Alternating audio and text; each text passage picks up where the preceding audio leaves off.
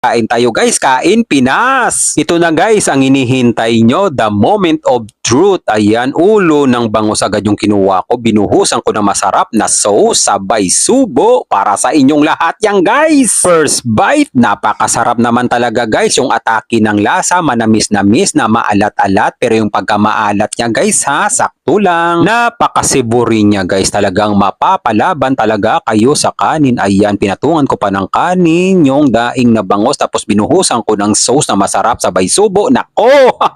Napakasarap naman talaga. Kakaibang experience na sarap ang mararamdaman mo guys. Ibigyan ko na kayo ng pangmalakasan guys. Perfect bite pang commercial. Daing na bangus, gumawa lang tayong bola na kanin. Tapos ipatong natin sa daing. Tapos buhusan pa natin ng masarap na sauce guys. Yung ganyang pagkabuhos guys sa kanin. Nako, siksik liglig talaga yung lasa ng sauce sa kanin. Tapos isusubo na natin to guys. Nako, kayo naman ang sumigaw ng masarap.